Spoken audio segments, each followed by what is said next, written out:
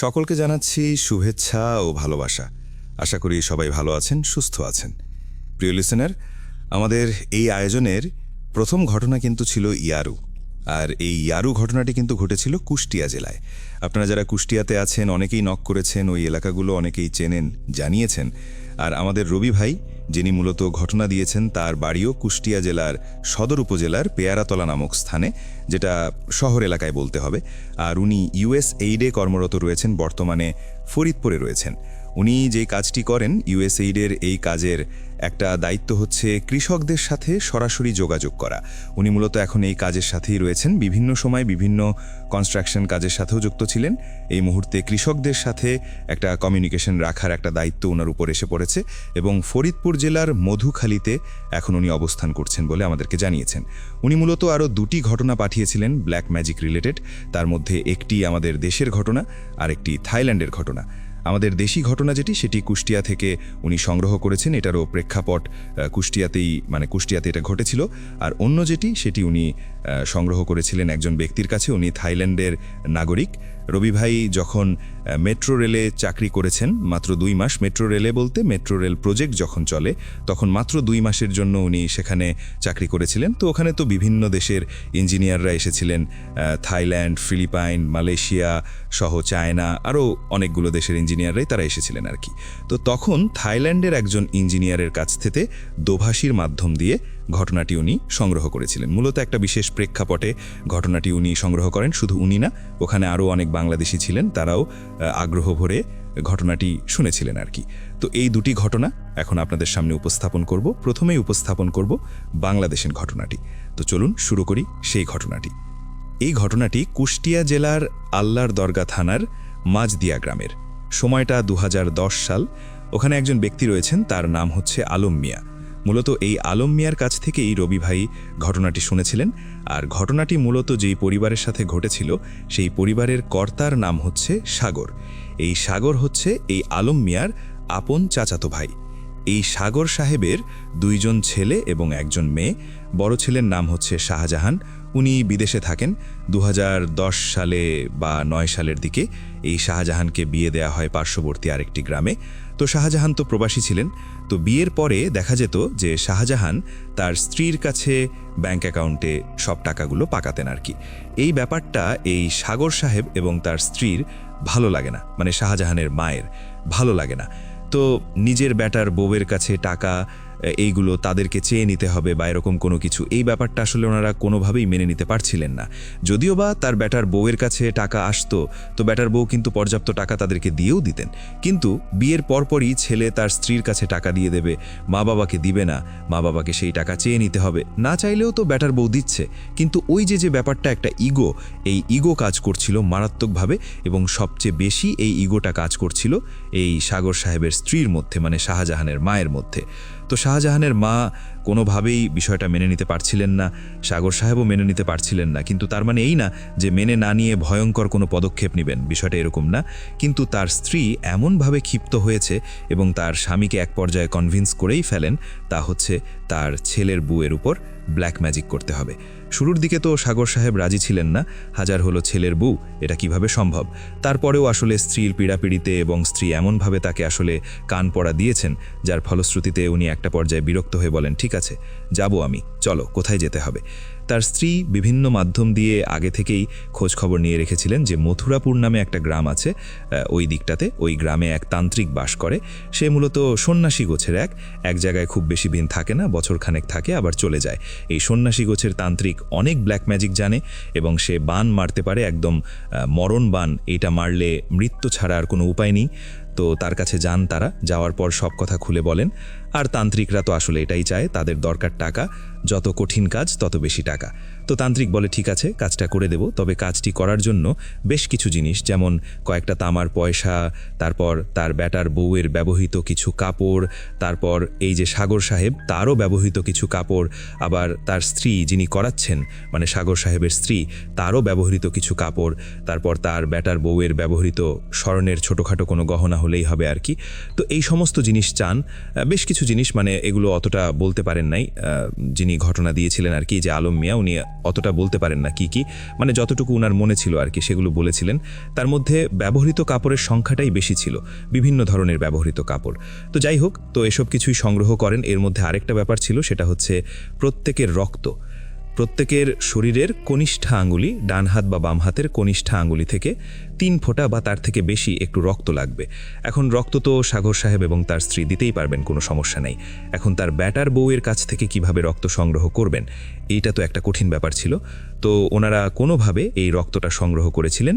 বিশেষ করে তার ব্যাটার বউ যখন ঘুমিয়েছিলেন, কারণ তার ছেলে তো আর বাড়িতে নাই, তার ব্যাটার বউ একাই একটা রুমে ঘুমাতেন, তখন হয়তোবা ধারণা করা হয় যে ওই রাত্রে ঘুমের ওষুধ তাকে খাওয়ানো হয়েছিল, যাতে করে তার আঙুল থেকে কোনোভাবে যদি রক্ত নেওয়াও যায়, যাতে তিনি বুঝতে না পারেন। এরকম কোনো কিছু একটা করা হয়েছিল, তবে রক্ত তারা সংগ্রহ করেছিলেন। এসব কিছু সংগ্রহ করার পর সেই তান্ত্রিকের কাছে যাওয়া হয়। তো তান্ত্রিক সব কিছু রেখে দেন। রাখার পর তাদেরকে বলে দেন যে আপনাদের কাজ শেষ, আজকের পর থেকে শুরু হবে খেলা। আজকের পর থেকে 30 দিন পর্যন্ত গণনা করবেন, আপনার ব্যাটার বউ 30 দিনের মাথায় মারা যাবে।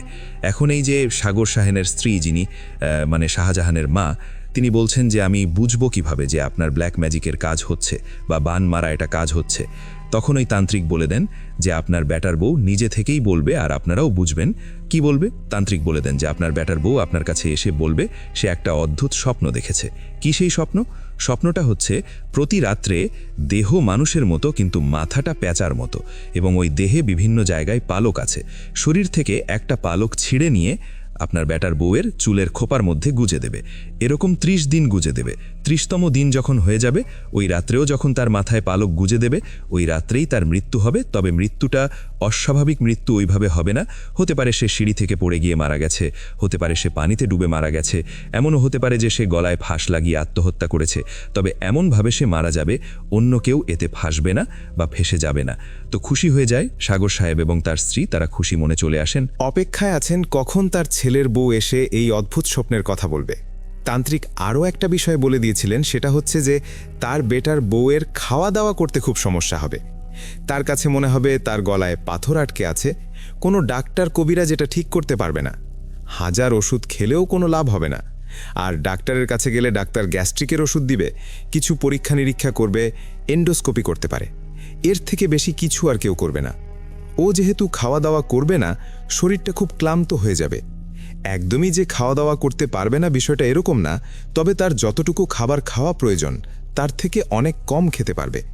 সবাই ধারণা করবে যে এই কারণে হয়তো বা মারা গেছে, বা এই কারণে তার শরীর অসুস্থ ছিল, যন্ত্রণা হচ্ছিল, এই কারণে সুইসাইড করছে। মানে অনেক চিন্তাই মানুষের মাথায় আসবে, কিন্তু কেউ ভাবতেই পারবে না এটা ব্ল্যাক ম্যাজিকের কারণে হয়েছে।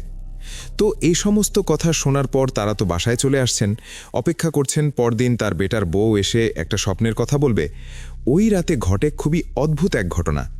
ওই রাত্রে যে স্বপ্ন দেখার কথা ছিল তার বেটার বউয়ের, সেই স্বপ্ন দেখে সাগর সাহেবের স্ত্রী, মানে যিনি ব্ল্যাক ম্যাজিক মূলত করেছেন। উনি স্বপ্ন দেখার পর সকালবেলা উঠে তার স্বামীকে বলে, এটা আমি কি দেখলাম? কি দেখছো? বলে, আমি দেখলাম যে এরকম মাথাটা প্যাঁচার মতো, বডিটা মানুষের মতো, শরীরে পালক আছে, শরীর থেকে একটা পালক ছিঁড়ে আমার মাথায় গুজে দিল। এই স্বপ্ন তো দেখার কথা আমার বেটার বউয়ের, আমি দেখলাম কেন?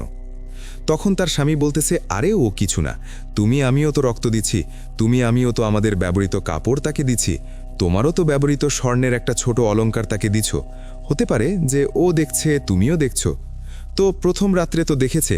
এই বিষয়টা যেহেতু স্বামীর কাছে বলেছে, স্বামী তাকে একরকম বুঝ দিয়েছে, এবং স্বামী যে যুক্তিগুলো উপস্থাপন করছে সেটাও হতে পারে বলে উনি মনে করেছেন। তো ওই রাত ওভাবে কেটে গেল। পরদিন সকালও কেটে গেল। দ্বিতীয় রাতের বেলা উনি ঘুমিয়েছেন।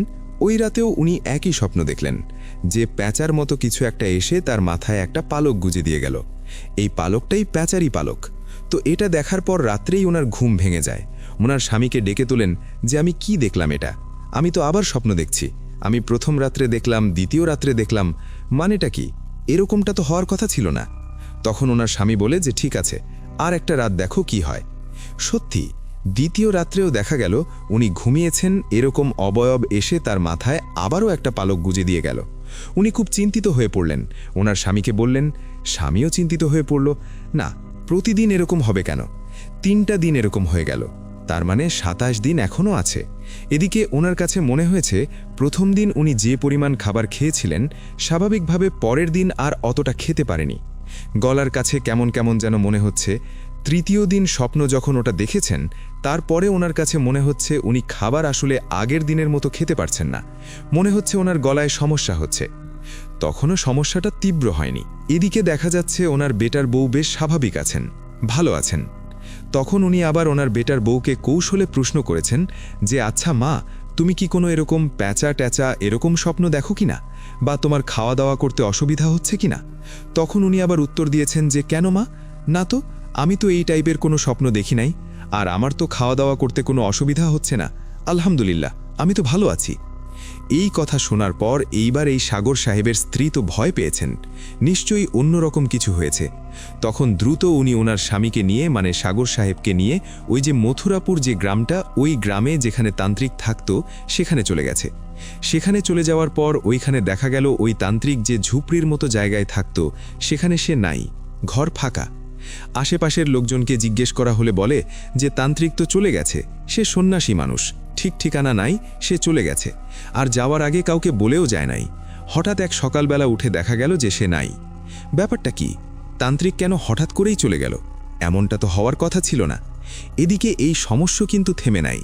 সাগর সাহেবের স্ত্রী, উনি কিন্তু প্রতি রাত্রেই এই স্বপ্ন দেখছেন। প্রতি রাত্রেই সেম একটা অবয়ব, প্যাঁচার মতো মাথা, শরীরটা মানুষের মতো, কিন্তু মানুষের শরীর হলেও শরীরের বিভিন্ন জায়গায় পালক রয়েছে, আর সেখান থেকে একটা পালক ছিঁড়ে তার খোঁপায় গুজে দিয়ে আবার চলে যায়। এখন এর পরিণতি কি, এটা তো সাগর সাহেবের স্ত্রী এবং সাগর সাহেব দুজনেই বুঝতে পারছেন, কিন্তু কাউকে তো বলতে পারছেন না। নিজের ছেলের বেটার বউকে বান মারতে গিয়ে এই ধরনের ঘটনা ঘটছে। আসলে ব্যাপারটা কি? এরকমটা তো হওয়ার কথা তার সাথে কেন হচ্ছে, যেটা হওয়ার কথা তার বেটার বউয়ের সাথে? এই যে সাগর সাহেব, উনি কিন্তু তামাকের ব্যবসা করতেন। কুষ্টিয়ার বিস্তীর্ণ এলাকায় তো তামাকের চাষ হতো, এছাড়া রংপুর, দিনাজপুরেও তামাকের চাষ হয়। তো উনি এই রংপুর, দিনাজপুরেও তামাকের বিভিন্ন ধরনের ব্যবসা বাণিজ্যের সাথে যুক্ত ছিলেন, সেই সুবাদে ওই দিকটাতে ওনার যাওয়া হতো। তো উনি তো খুঁজছেন যে এই সমস্যা কিভাবে সলভ করা যায়, ভালো কোনো তান্ত্রিকের কাছে গিয়ে খুঁজছেন। এখন বাড়ির আশেপাশে কোনো তান্ত্রিককে যে বলবেন এই ঘটনা ঘটাইছি আমরা, তাহলে তো জানাজানি হয়ে গেলে বিপদ। তার বেটার বউ যদি শোনে, বেটার বউয়ের আত্মীয় স্বজনরা যদি শুনে যায় কখনো, তুলকালাম কাণ্ড হয়ে যাবে। এটা তো বাড়ির কাছে কাউকে বলাও যাচ্ছে না। তো উনি এদিকে তান্ত্রিকের খোঁজ করছেন, ভালো দক্ষ তান্ত্রিক কোথায় পাওয়া যায়। তো খুঁজতে খুঁজতে দিনাজপুরের দিকে একটা গ্রামে, সেই গ্রামের নাম যতটুকু বলেছিল, তো রবি ভাই এতটুকু বলেছিলেন যে সেটা সম্ভবত মিঠাপুকুর নামে কোনো গ্রাম হতে পারে। তো এরকম একটা গ্রামে একজন তান্ত্রিকের সন্ধান পাওয়া যায়। তো তান্ত্রিকের সাথে যখন কথা বলেন উনি, তো তান্ত্রিক সব কথা শোনেন। শোনার পর উনি যে তথ্য দেন, সেই তথ্য শুনে তো এই সাগর সাহেব এবং তার স্ত্রীর চক্ষু ছানাবন্ধ হয়ে যায়। তো তান্ত্রিক বলেন যে আসলে ওই যে তান্ত্রিক যে পালিয়েছে, এই তান্ত্রিক আসলে ভুল একটা কাজ করে ফেলেছিল। সেটা হচ্ছে যে আপনারা যেই রক্ত দিয়েছিলেন, এই যে সাগর সাহেব এবং সাগর সাহেবের স্ত্রী, তারা তো ইনস্ট্যান্ট রক্ত দিয়েছিলেন, আর হচ্ছে তার বেটার বউয়ের রক্ত তো আসলে সংগ্রহ করে নিয়ে আসা হয়েছিল। তো দেখা গেল যে 3টা ছোট ছোট পাত্র ওই তান্ত্রিক রেখেছিল। তখন ওরা বলছে হ্যাঁ, 3টে পাত্র তো ছিল। তখন এই দিনাজপুরের তান্ত্রিক বলছে, মূলত যেই পাত্রে আপনার বেটার বউয়ের রক্ত দেওয়ার কথা ছিল, সেই পাত্রে ভুল করে ওই তান্ত্রিক আপনার রক্ত নিয়ে নিছে, মানে এই যে সাগর সাহেবের স্ত্রীর রক্ত নিয়েছে। আর এরকম ভুল হলে খুব যে বেশি সমস্যা হবে তা না, কিন্তু ভুলের মাত্রা চরম আকার ধারণ করে তখনই যখন এই রক্তের অনুপাত, 3 জনের রক্তের অনুপাত সমান হওয়া যাবে না। মানে যার ওপর এই বানটা মারা হবে তার রক্তটা বেশি হতে হবে। কিন্তু দেখা গেল যে এই যে সাগর সাহেবের স্ত্রী, তার হাতের রক্তটা প্রথমত ভুল পাত্রে তো পড়েছেই, এর থেকেও মারাত্মক ব্যাপার হলো তার হাতের রক্তটা তার বেটার বউয়ের যতটুকু রক্ত ছিল তার থেকে বেশি পড়ে গেছে, যার ফলশ্রুতিতে এই ব্ল্যাক ম্যাজিকটা উল্টো কাজ করেছে। আর এই যে কাজগুলো করে এবং ব্যবহৃত কাপড়গুলো যেগুলো আছে, এইটার ওপর কিছু কুফরি কালাম লিখে পুড়িয়ে একটা ছোট্ট তাবিজের মতো তৈরি করা হয়। এরপর সেটি একটা প্যাঁচার গলায় ঝুলিয়ে দিয়ে ওই প্যাঁচাকে একটা জিনের সাথে কানেক্ট করে দেয়া হয়। মূলত প্যাঁচাদের এক ধরনের একটা আল্লাহ প্রদত্ত শক্তি রয়েছে। জিনেরা প্যাঁচাদেরকে বশ করার চেষ্টা করলেও জিনেরা কখনোই সহজে প্যাঁচাকে বশ করতে পারে না। এটা জিনদের একটা সীমাবদ্ধতা, এটা কিন্তু তান্ত্রিক বুঝছেন। আর জিনদেরকে যখন কোনো প্যাঁচা সরিয়ে ঢুকতে বলা হয়, ওরা খুব স্বাচ্ছন্দ্যে সেই কাজটি করতে রাজি হয়ে যায়। তো এই ধরনের ব্ল্যাক ম্যাজিকের মাধ্যমে কোনো একটা পিশাচকে ওই প্যাঁচার সাথে কানেক্ট করে দেয়া হয়। তখন ওই পিশাচটা মূলত প্যাঁচার শরীরের মধ্যে ঢুকে যায়, আর ওই পিশাচটাই মূলত প্যাঁচার শরীরের ভিতরে ঢুকে তখন এই ধরনের কাজ করতে পারে। আর এই ধরনের কোনো একটা কাজ করে সে যদি সফল হয় তাহলে ওই জিনের শক্তিটাও বেড়ে যায়। আর এই কারণেই এই ব্ল্যাক ম্যাজিকটা উল্টো কাজ করেছে।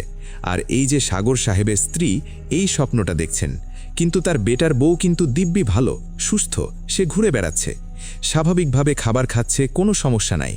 তখন এর থেকে পরিত্রাণের উপায় কি? তখন ওই তান্ত্রিক বলে, পরিত্রাণের উপায় একটাই, ওই প্যাঁচাকে খুঁজে বের করতে হবে। শুধু ওই প্যাঁচাটাকে যদি পাওয়া যায় তাহলেই শুধু ওই প্যাঁচাকে ধরে ওর ওপর থেকে এই ব্ল্যাক ম্যাজিকটা কাটিয়ে দিতে হবে। ওর গলায় বেঁধে রাখা মাদুলিটা খুঁড়ে ফেলতে হবে এবং ওর ভেতরে থাকা জিনটাকে মুক্ত করে দিতে হবে। তাহলেই শুধু এই অবস্থা থেকে উত্তরণ ঘটানো সম্ভব। কিন্তু কথা হচ্ছে, এজন্য সে কিন্তু তার কাজ থামায় নাই, সে করছে। সে প্রতিনিয়তই রাতের বেলায় কাজটি করে যাচ্ছিল। সে যেভাবেই হোক সে কাজটি করবেই, করার পরে তার এই কাজ থেকে মুক্তি, এমনিতে তো সে মুক্তি লাভ করেছেই, তো এই জন্যই কিন্তু এই কাজটি করে যাচ্ছে।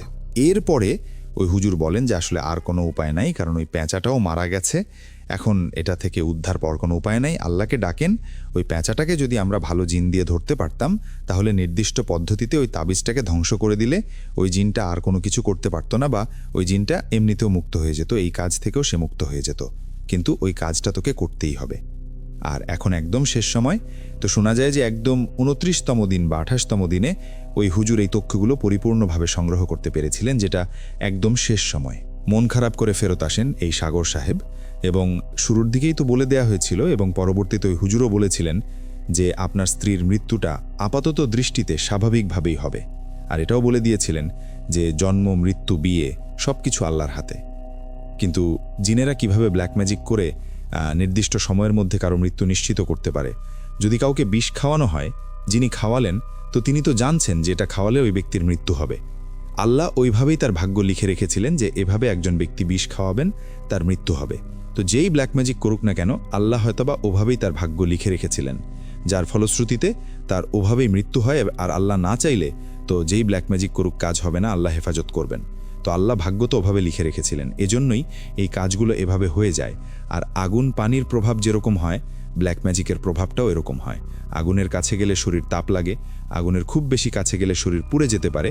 ঠিক একই রকমভাবে পানির ভেতরে নামলে শরীর ভিজে যাবে।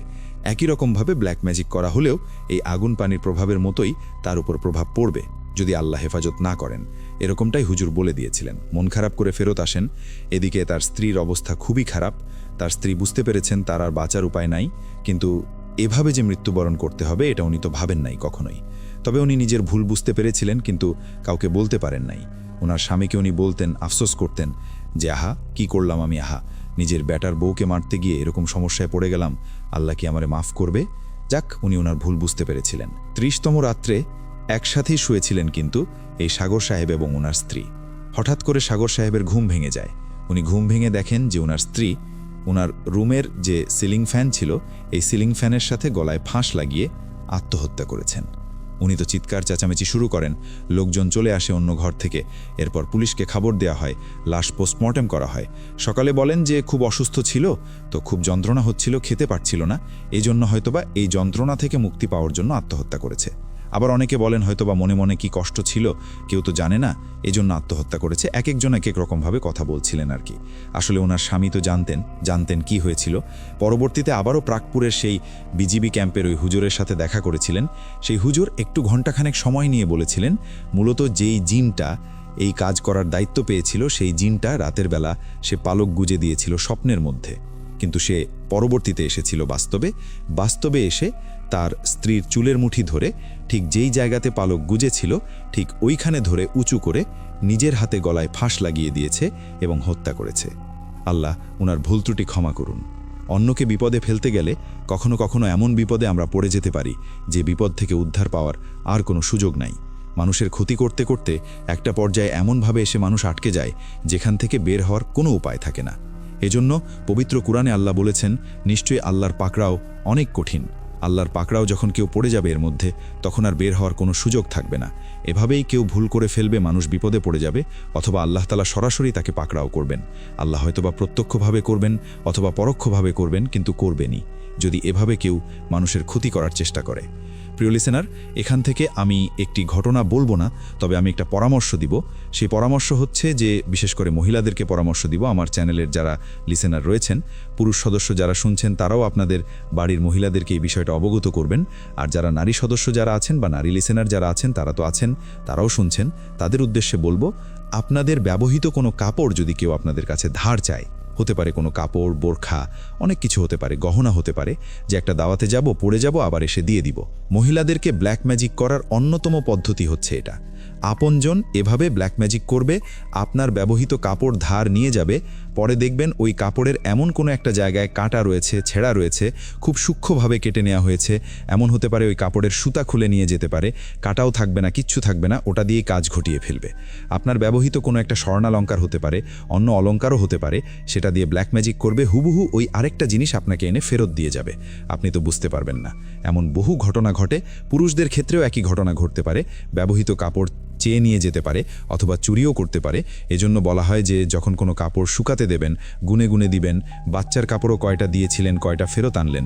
যদিও বা এটা আপাতত দৃষ্টিতে শুনে মনে হতে পারে এটা একটা অপ্রাসঙ্গিক কথা, এ কি সম্ভব নাকি গুনে গুনে কাপড় নেড়ে দেয়া আবার নিয়ে আসা?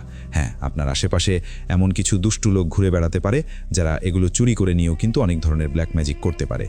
এজন্য আল্লাহ আমাদেরকে সতর্ক থাকার তৌফিক দান করুক এবং মানুষদেরকেও সতর্ক করার তৌফিক দান করুক। আবারও বলছি, বি কেয়ারফুল, কাউকে ব্যবহৃত কোনো কাপড় ধার দেবেন না এবং নিজেরাও সতর্ক থাকবেন যে আপনার ব্যবহৃত কাপড় এলোমেলো কোথাও যাচ্ছে কিনা।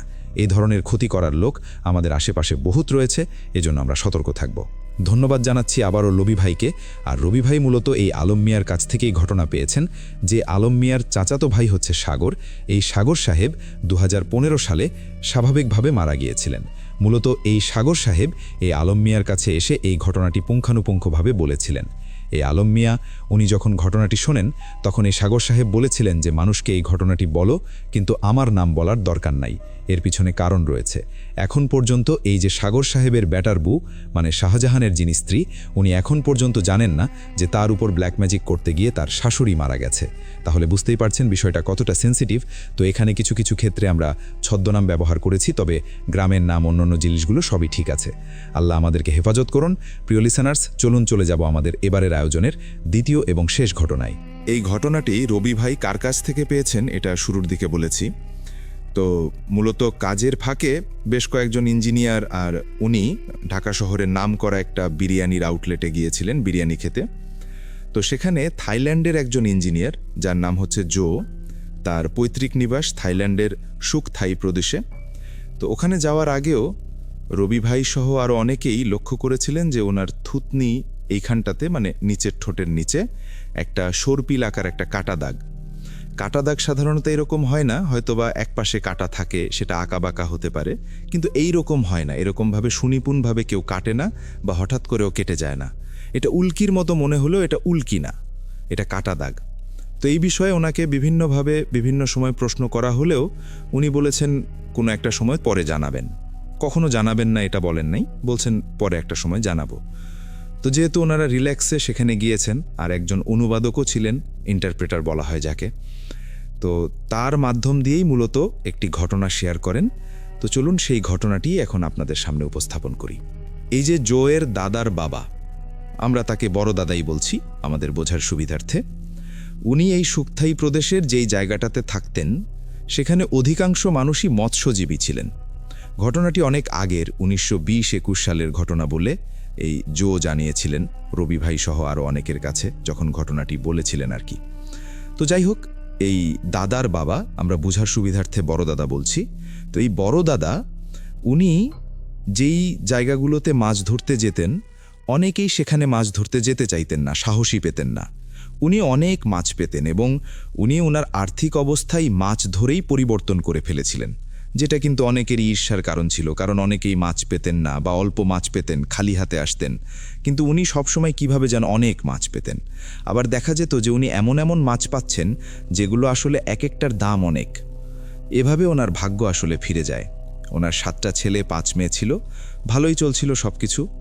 একদিন সকালবেলা একটা ভয়ঙ্কর দৃশ্য উনি দেখতে পান।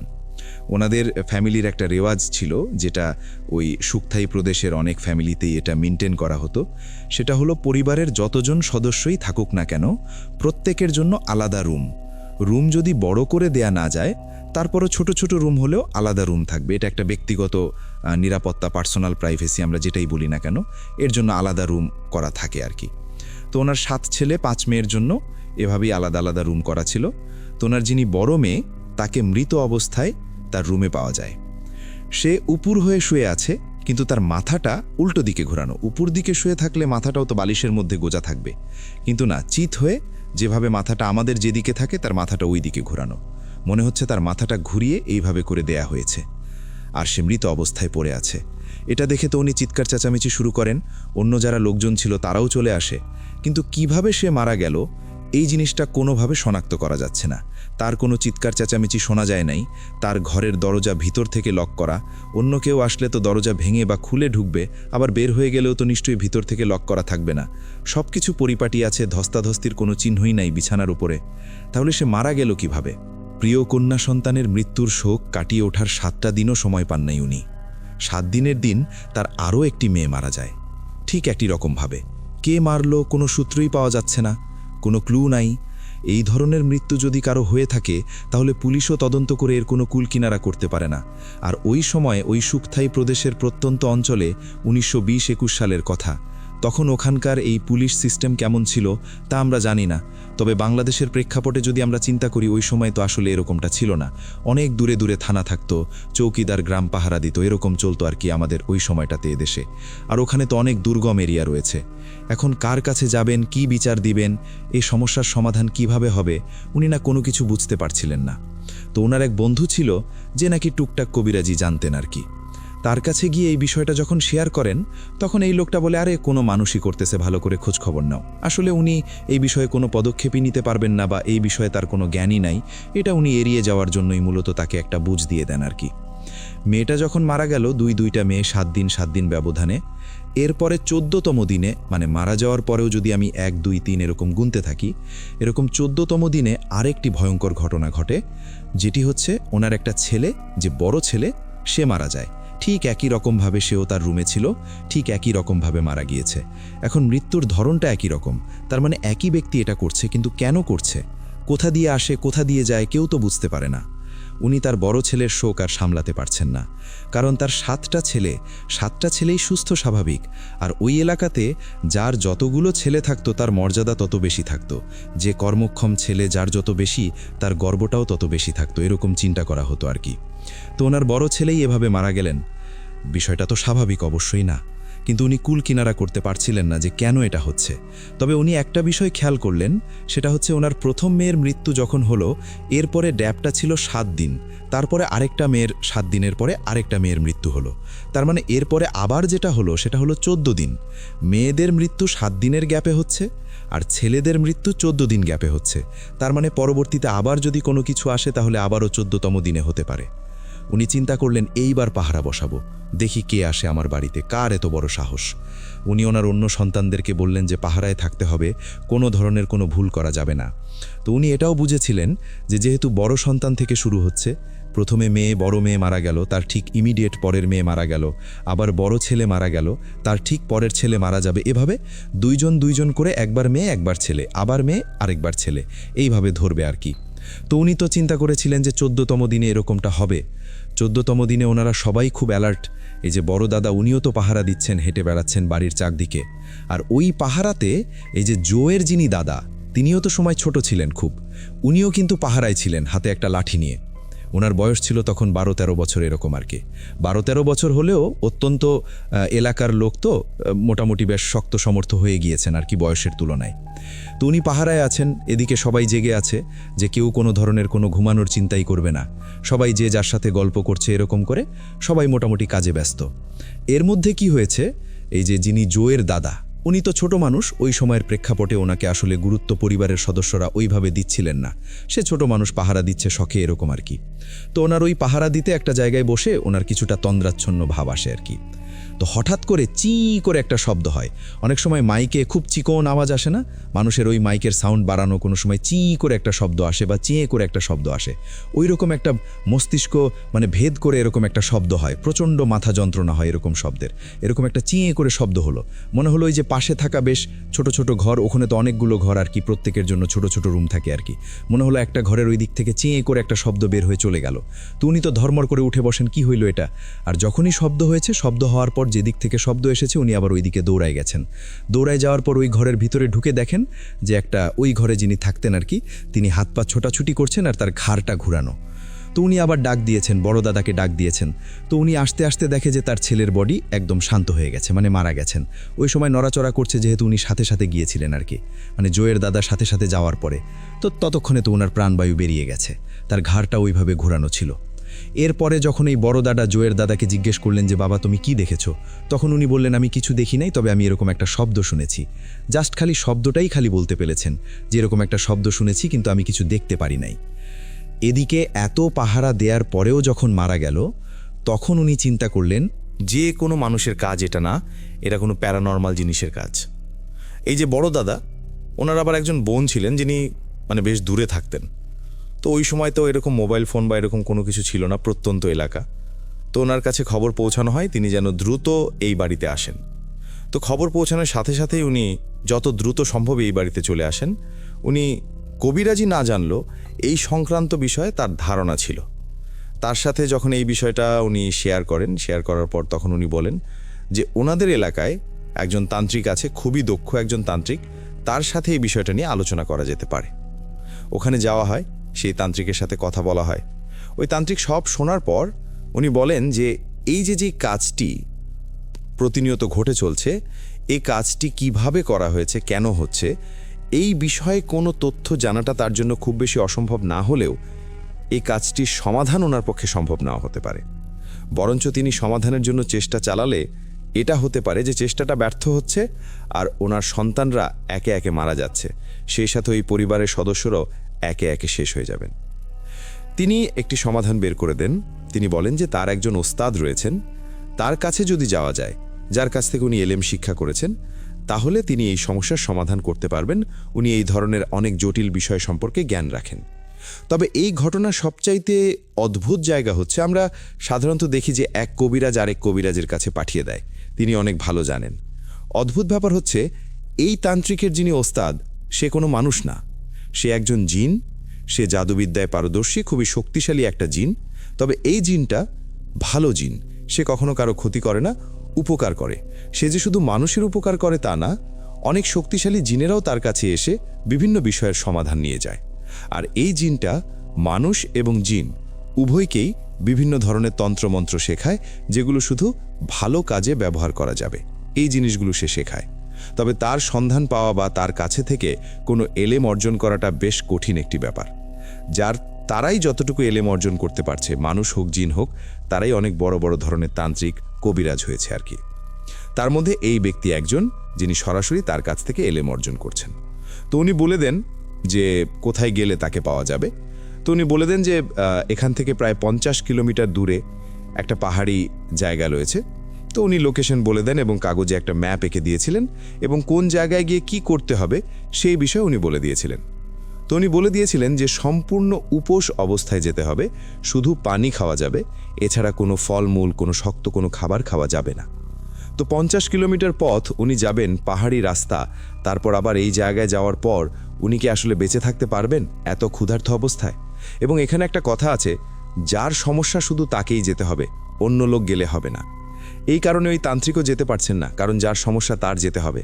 তান্ত্রিক গেলে অনেক সহজেই তার সাক্ষাৎ পাওয়া যেত, কিন্তু উনি তো যেতে পারছেন না, যেহেতু সমস্যাটা তার না। তখন এই বড় দাদা উনি নিজেই যাওয়ার সিদ্ধান্ত নেন, কারণ তার সন্তানদেরকে তো বাঁচাতে হবে।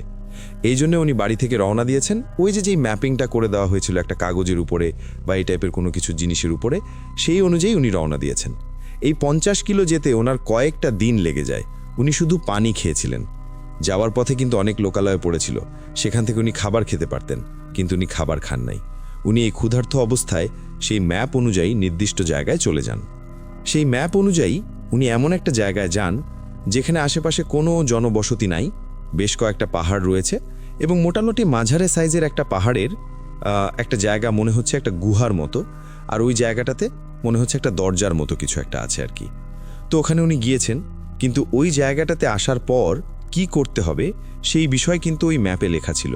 ওই তান্ত্রিক বলে দিয়েছিল এইখানে আসার পর কোনোভাবেই ধৈর্য হারা হওয়া যাবে না, এবং ওই গুহার দরজাও নক করা যাবে না, ভেতরেও ঢোকার চেষ্টা করা যাবে না, ওখানেই বসে থাকতে হবে, যত কষ্টই হোক ওখানেই বসে থাকতে হবে। তো উনি একবার চিন্তা করেছেন ঢুকেই যাই, কারণ ওনার ক্ষুধা এত পর্যায়ে চলে গিয়েছিল যে শুধু পানি খেয়ে এটা আর হচ্ছিল না। আর পানি তো শেষ হয়ে যাওয়ার আসলে প্রশ্ন আসে না, কারণ বিভিন্ন জায়গায় ঝর্ণা ছিল, সেখান থেকে পানি ভরেছেন, ওর পাশে একটা ঝর্ণা ছিল, সেখান থেকে উনি পানি খেয়েছেন। কিন্তু শুধু পানি খেয়ে কয়দিন থাকা যায়? এরপরেও কিন্তু উনি চেষ্টা চালিয়ে যাচ্ছিলেন। একদিন যায়, দিন যায়, 3 দিন চলে যায়, কিন্তু না, কোনো সমস্যার সমাধান তো দূরের কথা, ওখানে উনি একটা পাখিও দেখেন না। 4র্থ দিন পার হয়ে যাওয়ার পর সন্ধ্যার পর হঠাৎ করে ওই গুহার কাছে যে দরজা ছিল, মনে হচ্ছে ক্যাচ ক্যাচ ক্যাচ ক্যাচ শব্দে দরজাটা খুলে গেল, এবং ওর ভেতর থেকে আলখেল্লা পরে একটা বামন আকৃতির লোক বেরিয়ে এলো, যার মুখের উপরে কাপড় দেয়া ছিল। চেহারাটা ভালো করে দেখতে পাচ্ছিলেন না, তবে সেটা বামন, এবং চেহারাটা জীর্ণ শীর্ণ, মানে চিকন কিন্তু বামন আকৃতির। সে এসে ওই থাই ভাষায় বলে যে তোমার ভেতরে যাওয়ার ডাক এসেছে, চলো তোমাকে যেতে হবে আমার সাথে, এই জন্যই তো তুমি আসছিলে আমার সাথে। তো উনি আর কথা না বাড়িয়ে সে কে এই ধরনের কোনো প্রশ্ন না করে, উনি জানতেন যে ভেতর থেকে এরকম একটা তার যাওয়ার অনুমতি আছে, আসবে। তো উনি খুশি হন, উনি ওই জিনিসটার পিছু পিছু হাঁটা শুরু করেন। তো যখন উনি ওই গুহার মধ্যে ঢুকেছেন, আবার ওই দরজাটা ক্যাচ ক্যাচ ক্যাচ ক্যাচ শব্দে লেগে যায়। তো উনি ঢোকার পর হঠাৎ করে সামনে দেখে ভয়ঙ্কর দুটো চোখ জল জল করছে এবং চোখ পিট পিট করছে। এটা দেখে তো উনি প্রচণ্ড ভয় পেয়েছেন, কারণ ভিতরে অন্ধকার। তখন কি হয় যে ওই যেই অবয়বটা, ওই অবয়বটা একটা মশালের মতো কিছু একটা জ্বালিয়ে সে তার হাতে নেয়। যখন ওই মশাল জ্বালিয়েছে, দেখেন সামনে চোখ টোক কিছু নাই, হয়তোবা ওই দরজার পাহারাদার ছিল। ওই অবয়বটাকে দেখে সেও দরজা ছেড়ে দিয়েছে। তখন ওই অবয়বটা ওই থাই ভাষায় বলে যে তুমি চোখ বন্ধ করো, আমি যখন বলবো চোখ খুলবা তখন তুমি খুলবা। তো উনি চোখ বন্ধ করেন। অল্প সময় পরে যে চোখ খোলো, তো চোখ যখন খুলেছে তখন দেখে যে সে আসলে একটা অন্য জায়গায় রয়েছে, মানে সুজলা সুফলা, প্রচুর গাছ ঘাস ফলের গাছ রয়েছে, এরকম একটা জায়গায় রয়েছে। এরপর ওই অবয়বটা তাকে সাথে নিয়ে আস্তে আস্তে হাঁটা শুরু করে, একটা ঘর দেখতে পায়। তো এই অবয়বটা বলে যে আমার ওর ভেতরে ঢোকার আপাতত অনুমতি নাই, তুমি ওই ঘরের কাছে যাবা, বাইরে থেকে তুমি ওই ঘরে প্রবেশের অনুমতি চাইবা, যদি অনুমতি পাও তবেই শুধু ঘরে ঢুকবা, না হলে কিন্তু ওখানে ঠাঁই দাঁড়ায় থাকবা যতক্ষণ পর্যন্ত তুমি অনুমতি না পাবা। তো উনি যান, যাওয়ার পর ওই ঘরের সামনে উনি দাঁড়ান। তো দরজার বাইরে থেকে উনি ওনার ভাষায় আর কি বলেন যে আমি কি ভেতরে আসতে পারি? তখন ভেতর থেকে গম্ভীর একটা কণ্ঠে বলে ওঠে, হ্যাঁ ভেতরে আসো। ভেতরে আসো না, আসেন করে কথা বলেছেন আর কি। তো উনি ভেতরে যান। ভেতরে যাওয়ার পর দেখেন ওই ঘরটায় কোনো দরজা নাই। দরজা নাই বলতে ওনার জানালা নাই, আর ঘরটার মধ্যে আলো আছে, তবে আলো আধারের একটা মিশ্রণ রয়েছে, একদম অন্ধকার না আবার খুব আলোকিতও না। ঘরের মধ্যে ডিম লাইট জ্বালিয়ে রাখলে যেরকম আলো থাকে না, ওই রকম আর কি। তো যাওয়ার পর উনি দেখতে পান একটা টুলের মতো জায়গা রয়েছে, ওই টুলের মতো জায়গার উপর একটা অবয়ব বসা রয়েছে, বড় আলখেল্লা টাইপের কোনো কিছু একটা পরা, মাথাটা কিছু একটা দিয়ে ঢেকে রাখা, চেহারাটা ভালো বোঝা যাচ্ছে না, তবে আকৃতি স্বাভাবিক মানুষের মতোই। তো ওই অবয়বটা বলে যে এত দূর থেকে কষ্ট করে এসেছেন, আপনি বসেন, একটা বসার জায়গা ছিল এখানে, উনি বসেন আর কি। বসার পর ওই অবয়বটা বলে যে আপনি অনেকটা পথ এসেছেন, আপনি ক্ষুধার্ত, এই নিন খান। তো উনি কি করে যে ওই অবয়বটা হাতে একটা প্লেট নেয়, প্লেটের উপর বিভিন্ন ধরনের ফল রাখা ছিল, ওই প্লেটটা ওনার দিকে এগিয়ে দেয়। এখন উনি তো প্রচণ্ড ক্ষুধার্ত, উনি আসলে ওই খাওয়া উচিত হবে কি হবে না এই বিষয়ে আসলে ওনার মাথায় ছিল না। উনি নেয়ার পর গোগ্রাসে খাওয়া শুরু করেন, অনেকক্ষণ ধরে খান, ওনার পেটও ভরে যায়। এরপর পেটটা একটা পাশে রেখে দেন। এরপর ওই অবয়বটা বলে যে আচ্ছা আপনি কেন এসেছেন সেটা আমাকে বলেন। আর আমি এতটুকু বুঝতে পেরেছি যে আপনি যেই জায়গায় এসেছেন এই জায়গার ঠিকানা আমার ছাত্র ছাড়া কারো দেওয়ার কথা না, নিশ্চয়ই আপনি আমারই এক ছাত্রের কাছ থেকে ঠিকানা পেয়েছেন। যেহেতু এখানে আসছেন, আমি আমার সর্বোচ্চ চেষ্টা করব আপনাকে সহযোগিতা করার। যদি আপনার ভাগ্যে আমার দ্বারা উপকার লেখা থাকে তাহলে হবে, আর না হলে আমার কিছু করণীয় থাকবে না। বলেন আপনার কি সমস্যা। এরপর সব ঘটনা উনি খুলে বলেন যে এই ব্যাপার আমার সাথে বা আমার পরিবারের সাথে এরকম ঘটনা হচ্ছে। তখন ওই অবয়বটা বলে যে ঠিক আছে, আপনি এখন চোখ বন্ধ করেন, আমি না বলা পর্যন্ত আপনি চোখ খুলবেন না। এরপর এই বড় দাদা উনি চোখ বন্ধ করেন। কতক্ষণ যে চোখ বন্ধ করেছিলেন তা উনি বলতে পারেন না, তবে ওনার ধারণা উনি প্রায় 2 ঘন্টা চোখ বন্ধ করেছিলেন। এরপর হঠাৎ করে আওয়াজ আসে, আপনি চোখ খোলেন। তো চোখ উনি খোলেন, অনেকক্ষণ পর চোখ খুলছেন। তো প্রথমে এমনিতে তো অন্ধকার ঘর, তারপর আরও অন্ধকার লাগছিল। আস্তে আস্তে আস্তে আস্তে পরিবেশটা একটু আবার চোখের জন্য সহনীয় হয়। এরপর দেখতে পান আবার ওই জায়গায় ওই যে সেই অবয়বটা বসা। তখন ওই অবয়বটা কথা বলা শুরু করে যে আসলে কেন এমনটা হচ্ছে। তখন ওই অবয়বটা বলে, আপনি ভালো মাছ ধরতে জানেন, আর এটাই আপনার জন্য সবচেয়ে বড় একটা বিপদের কারণ হয়েছে। আপনার আশেপাশে থাকা বেশ কিছু জেলেরা আপনার উপর কালো জাদু করেছে। এই কালো জাদুটা এতটা ভয়ঙ্কর যেটা শুনলে আটকে উঠবে যে কেউ। এই কালো জাদু করার জন্য 18টা ভেড়া বলি দিয়েছে বিভিন্ন সময়, বিশেষ করে শুক্লপক্ষের সপ্তমী এবং অষ্টমী তিথিতে, যখন চাঁদ থাকে অর্ধেক। আর এই ভেড়ার শিংয়ের কিছু কিছু অংশ নিয়ে একটা বিশেষ প্রক্রিয়ায় একটা জিনিস তৈরি করা হয়েছে। এরপর এই যে জেলেরা একজন তান্ত্রিকের মাধ্যম দিয়ে একটা জীবন্ত হাঙর ধরে, এবং এই হাঙরের পেটের মধ্যে ওই 18টা ভেড়ার শিংয়ের বিভিন্ন অংশ দিয়ে তৈরি এই কালো জাদুর উপকরণটা এই হাঙরের মধ্যে ঢুকিয়ে আবার সমুদ্রে ছেড়ে দেয়। এই হাঙরটা এখন কোথা থেকে কোথায় গেছে এটা বলা সম্ভব নয়, তবে একটা বিশেষ প্রক্রিয়ায় এই জাদু থেকে আপনাদেরকে বের করে আনা সম্ভব। কিন্তু মনে রাখবেন, আমরা জিনেরা কিন্তু সবকিছু পারি না, সবকিছু শুধু সৃষ্টিকর্তার ইশারাতেই হয়। আমরা আপনার কাছে গিয়ে অনেক উপকার করে দিতেও পারবো না, তবে যা করার আপনাকেই করতে হবে। সৃষ্টিকর্তা যদি সহায় হন, আপনি এবং আপনার পরিবার এই অবস্থা থেকে মুক্তি লাভ করবেন, আর তা না হলে পৃথিবীর কেউ আপনাদেরকে সহযোগিতা করতে পারবে না। তখন উনি বলেন যে, মানে এই যে বড় দাদা, উনি বলেন যে, বলেন আমাকে কি করতে হবে। তখন ওই যে যিনি বসেছিলেন উনি কিছু বিষয় বলে দেন যে এইভাবে করতে হবে, এবং আবার ওনাকে আসতে হবে একই পদ্ধতিতে তাকে আসতে হবে, এবং আসার পর আরেকটা কাজ আছে সেটা করতে হবে। এখন কি করতে হবে এটা আমি ঘটনার বিভিন্ন জায়গায় বলে দিব আর কি। তো উনি ওখান থেকে একটা বিশেষ জিনিস নিয়ে চলে আসেন। সেটা হলো ওই জিনটা নিজ হাতে তাকে একটা জিনিস দেয়, এটা একটা বিশেষ খাবার। এই খাবারটা টোপ হিসেবে ব্যবহার করতে হবে। তো উনি তো বাড়িতে চলে আসছেন। বাড়িতে চলে আসার আগে ওই জিনটা বলেছিল যে আপনি তো বাড়িতে যাচ্ছেন, আপনি বাড়িতে যাওয়ার সাথে সাথেই আরও একটি দুঃসংবাদ শুনবেন, তবে ভেঙে পড়বেন না, সৃষ্টিকর্তার উপর ভরসা রাখবেন। তো তার কাছ থেকে সান্ত্বনা নিয়ে চলে আসেন, এবং মনে মনে উনি ধরেই নিয়েছিলেন কী ধরনের দুঃসংবাদ উনি শুনবেন। নিশ্চয়ই তার আরও কোনো সন্তানের মৃত্যুর খবর শুনবেন। সত্যিই তাই, উনি বাড়িতে ফেরত আসার পর দেখেন ওই যে তার বোন, যাকে উনি ডেকে নিয়ে আসছিলেন, যেই বোনের মাধ্যম দিয়ে একজন তান্ত্রিকের খবর পান, সেই তান্ত্রিক থেকে আবার ওই জায়গাতে গিয়েছিলেন আর কি, সেই বোন বাড়িতে আছে, এবং বাড়িতে তার আরেকজন মেয়ের মৃতদেহ সামনে নিয়ে তারা বিলাপ করছে, এবং জানা যায় যে একই পদ্ধতিতে সেই মেয়েটাকেও হত্যা করা হয়েছে। প্রিয় লিসেনার, এখানে ঘটনার একটা জায়গা আবার একটু বলে দিই। যখন ওই তান্ত্রিক ওই জিন তান্ত্রিকের কাছে পাঠিয়েছিলেন, তখন কিন্তু বলে দিয়েছেন পথিমধ্যে কিন্তু আপনার সমস্যা হতে পারে, কারণ কেউ যদি ওই জিনের কাছে পৌঁছে যায়, অধিকাংশ ক্ষেত্রে দেখা গেছে তার সমস্যার সমাধান হয়ে যায়। এজন্য অনেক সময় পথিমধ্যে বিভিন্ন ধরনের বিপদ ঘটে। যে জিনেরা ক্ষতি করছে তারা পথিমধ্যে আক্রমণ করার চেষ্টা করে। এজন্য উনি কিছু জিনিস শিখিয়ে দিয়েছিলেন। তবে ওনার একটা বিষয় মনে আছে শুধু, যে উনি যখন ওই পথ দিয়ে যাচ্ছিলেন সন্ধ্যার দিকে, হঠাৎ করে বড় আকৃতি একটা বাদুরের মতো কিছু একটা উনি দেখেছিলেন। তো উনি যখন ওই তান্ত্রিককে শিখিয়ে দেওয়া কিছু জিনিস পড়েছিলেন, তখন নাকি ওই বাদুরের মতো জিনিসটা উড়ে চলে যায় এবং চি করে একটা শব্দ করে। এই শব্দটা শোনার পর ওনার মনে হয়েছিল যে আমার ছেলেও এরকম একটা শব্দের কথা বলেছিল, তাহলে তো এটাই সেই জিনিস যে আমার সন্তানদেরকে হত্যা করছে। তো যাই হোক, এটাও কিন্তু ওই তান্ত্রিককে বলেছিলেন আর কি, মানে জিন তান্ত্রিককে বলেছেন। তো উনি তা বাড়িতে ফেরত আসছেন। ফেরত আসার পর আরও একটা জিনিস শোনে, সেটা হলো ওই যে তার বোন, সে তার বোন বলছে যে আমি এই মেয়েটার সাথে রাত্রেবেলা শুয়েছিলাম, কারণ আমার ধারণা ছিল যে এর পরের সিরিয়াল হয়তোবা এই মেয়েরই হতে যাচ্ছে। রাতের বেলা হঠাৎ করে আমি চি করে একটা শব্দ শুনি, এরপরেই দেখি এই মেয়েটা মরে পড়ে আছে আমার পাশে। আমি শব্দ ছাড়া আর কোনো কিছু শুনতে পাইনি। তখন এই যে বড় দাদা, উনিও কিন্তু চিন্তা করেছিলেন যে আসলেই তো তাই, এইরকম শব্দ তো আমিও শুনেছিলাম, আবার এও শুনল। আসলে যেহেতু এই জিনিসটাই আমার সন্তানদেরকে হত্যা করছে, এখন আর দেরি করার সময় নাই। কিন্তু ব্যাপারটা হলো যে ওই যে যিনি জিনতান্ত্রিক, তিনি কিন্তু একটা বিষয় বলে দিয়েছিলেন যে শুক্লপক্ষের সপ্তমী এবং অষ্টমী তিথি যখন চাঁদ অর্ধেক থাকে, তখন মূলত কাজ শুরু করতে হবে। এছাড়া কাজ শুরু করা যাবে না, কাজ করলেও কাজ হবে না। এখন ওই সময়ের অপেক্ষায় থাকতে হবে বাকি দিনগুলোতে ওই সময়ের অপেক্ষায় উনি থাকলেন। এরপর মূলত কাজ শুরু হবে।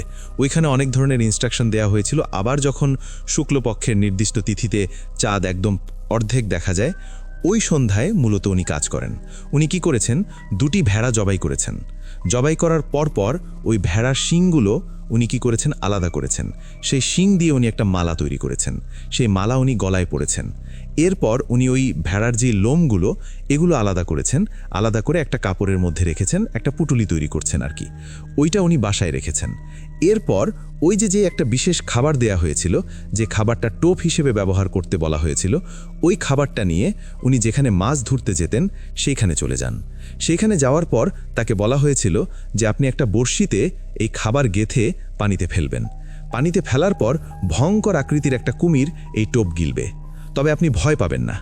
এই কুমিরটা আপনার উপর আক্রমণও করবে না, আপনাকে আহামরি ভয়ও দেখাবে না। এই কুমিরটা এই টোপ খাওয়ার পর আপনি ডাঙার দিকে চলে আসবেন। কুমিরটা আপনার সাথে সাথে চলে আসবে। ডাঙার দিকে আসার পর আপনি নৌকা থেকে নেমে ডাঙায় থাকবেন এবং ওই বড়শি টানতে টানতে বেশ অনেকটা সামনে নিয়ে যাবেন। সামনে নিয়ে যাওয়ার পর যেই জায়গাটাতে মূলত এমন একটা জায়গা রয়েছে যেখানে এসে ওই জলাশয়টা এক সাইডে মোড় নিয়েছে, ঠিক ওই জায়গায় আসার পর আরেকটা ঘটনা ঘটবে। এটাও কিন্তু বলে দিয়েছিল ওই জায়গায় আসার পর আরও একটা ছোট কুমির আসবে। এই কুমিরটা যখনই এসেছে তখন ওই বড় কুমিরটা, সে তো ওই যে টোপ গিলেছে ওই অবস্থাতেই, একবারে হামলা করে ওই ছোট কুমিরটাকে খেয়ে ফেলে এবং খেয়ে ফেলার সাথে সাথে ওই বড় কুমিরটা একটা সাদা কবুতরের রূপ লাভ করে। খুবই মায়াবী একটা কবুতর। যখনই লাভ করে তখনই ওই কবুতরটাকে খপ করে ধরে ফেলেছে এই বড় দাদা। যখন ধরে ফেলেছেন তখন কিন্তু ওই কুমিরের মুখের মধ্যে তো ওই যে বড়শির যে সুতা এগুলো তো ছিল, বড়শি ছিল, কিন্তু এখন আর সেটা নাই। বড়শি থেকে ওটা মুক্ত হয়ে গেছে। যখন ওটাকে ধরেছে তখন দেখে ওই কবুতরটা এমন মায়াবী দৃষ্টিতে তার দিকে তাকিয়েছে, তখন তার কাছে মনে হয়েছিল যে এটা ছেড়ে দেই। কিন্তু ওই যে জিনতান্ত্রিক বলে দিয়েছিল, তুমি যদি একবার ছাড়ো তাহলে তুমি ওই জায়গায় মারা যাবে, তোমার পরিবারের কেউ বাঁচবে না, সাথে সাথে ওই দিনই মারা যাবে। তো উনি ছাড়তে ছাড়তে গিয়েও ছাড়ে নাই, উনি ওটাকে ধরে রেখেছেন। উনি দ্রুত বাড়িতে চলে আসেন। আসার পর বলা ছিল ওই যে ভেড়ার লোমগুলো যে পুটলির মধ্যে রাখা হয়েছে, ওই পুটলির মধ্যে ওই কবুতরটা রেখে ভালো করে উপরে গিট দিয়ে আটকে ফেলতে হবে। এরপর ওই যে 2টো ভেড়া করা হয়েছে, ওই ভেড়ার শরীরে কিছু কিছু অংশ নিয়ে দ্রুত আবার ওই যে 50 কিলোমিটারের মতো দূরে যেই জায়গাটা এই জিনতান্ত্রিকের যেখানে আবাসস্থল, ওইখানে যেতে হবে। তো উনি সাথে সাথে রওনা করেছেন সেখানে। তো এবার আর উপোস হওয়ার কোনো শর্ত ছিল না যে উপোস থাকতে হবে। উনি টুকটাক খাবার নিয়ে গিয়েছিলেন। দ্রুত উনি পৌঁছেছেন আল্লাহর অশেষ রহমতে আর কি। এ কারণেই বলছি যে যেই ভয়ঙ্কর প্রক্রিয়াটা উনি ফেস করেছেন, এটা খুবই সাহসের একটি ব্যাপার। তো উনি সেখানে পৌঁছে যান। তবে উনি যখন পৌঁছেছেন তখন দিনের বেলা, দুপুরের দিকে উনি পৌঁছেছেন। আগের বার তো 4 দিন অপেক্ষা করতে হয়েছে, কিন্তু এবার সন্ধ্যার পরপরই আবার সেই বামন অবয়বটা বেরিয়ে আসে। বেরিয়ে এসে বলে যে দ্রুত চলো, তোমার যাওয়ার অনুমতি হয়েছে। তো এবার কিন্তু ওই যে ঢোকার পর অনেক অন্ধকার, বিষয়টি এরকম না। ঢোকার পরই দেখছে যে সামনে একটা ঘর দেখা যাচ্ছে। ওরকম সুজলা সুফলা ওরকম কিছু না, মনে হচ্ছে বিশাল একটা অন্ধকার গুহার মধ্যে উনি চলে আসছেন। সেখানে একটা ঘর, আর দরজাটাও খোলা, দেখাই যাচ্ছে যে ওইখানে ওই যে সেই জিনতান্ত্রিক বসে আছেন। তো সরাসরি তার কাছে গেছে, অনুমতি আছে, সরাসরি যেতে হবে। তো যাওয়ার পর ওই জিনতান্ত্রিক বলছে যে ওই কবুতরটার যে পুটলি, ওটা আমার হাতে দাও। তো তার হাতে দেয়। উনি নিজেই পুটলিটা খোলেন। খোলার পর উনি নিজের হাতে ওই কবুতরটাকে ধরেন। কবুতরটাকে ধরার পর তখন ওই কবুতরটাও আবার মায়াবী দৃষ্টিতে তার দিকে তাকিয়ে আছে। তখন ওই জিনতান্ত্রিক বলছে, তোমার মনে অনেক প্রশ্ন যে কবুতরটা আসলে কি, তাই না? শোনো, আমি বলছি। মূলত ওই হাঙরের উপর ব্ল্যাক ম্যাজিক করার পর এই ব্ল্যাক ম্যাজিককে বাস্তবায়ন করার জন্য যেই ভয়ঙ্কর পিশাচ জিনটা কাজ শুরু করে, এটাই হচ্ছে সেই জিন। আর এই যে তোমার সন্তানদেরকে যে হত্যা করছিল, মূলত এক একটা জিনকে পাঠায় তোমার সন্তানকে হত্যা করার জন্য। আর তোমার সন্তানকে হত্যা করার পরপরই যখন ওই জিনটা ওর কাছে ফেরত আসে, ওর সাথে সাথে ওই জিনটাকেও মেরে ফেলে। এর পিছনে কারণ রয়েছে। কারণ হলো ওই জিনটাকে মেরে ফেলার সাথে সাথে তারও শক্তি বাড়ে। এভাবে তোমার যতগুলো সন্তান নিহত হয়েছে এবং যেই জিনগুলো হত্যা করেছে সবগুলোকে ওই মেরে ফেলেছে। আর ওই যে ছোট কুমিরটা, ওই ছোট কুমিরটা হচ্ছে যে পরবর্তীতে যেই জিনগুলোকে সে পাঠাবে, এই জিনগুলো মূলত একটা ছোট কুমিরের ভেতরে তার সামনে আসে। আর এ তো সবচেয়েতে শক্তিশালী। এই জিনগুলো কখনোই তার সমান আকৃতিতে ওর সামনে আসতে পারবে না। আর এটা এমন একটা বিশেষ পদ্ধতিতে করা হয়েছে যে এই জিনগুলোকে যখন ও তার রূপেই, সে যে রূপে এসেছে কুমিরের রূপে, কিন্তু ছোট আকৃতিতে আসবে। তো যখন এরকম সামনে আসবে, এই পদ্ধতিতে আমার দেয়া এই আহার খাওয়ার পর, বড়টা খাওয়ার পর অন্যটা যখন আসবে, ও তখন অন্যগুলোকে খেয়ে ফেলতে বাধ্য হবে। তো আমি মূলত যেই জিনগুলোকে পরবর্তীতে পাঠাবে, সেই জিনগুলোকে ওকে দিয়েই হত্যা করেছি, ওকে দিয়েই খাইয়ে ফেলেছি, আর ওকে কবুতর বানিয়ে ফেলেছি। এখন ও আরও রূপ চেঞ্জ করতে পারবে না, এরকম বলছে আর কি। তখন ওই যে যিনি বড় দাদা, উনি বলছেন যে আচ্ছা, এই কবুতরটা দিয়ে আপনি কি করবেন? তখন কি করে, প্রথমবারের মতো ওই জিনতান্ত্রিক তিনি তার যে আসন ওখান থেকে নেমে আসেন এবং দাঁড়িয়ে যান।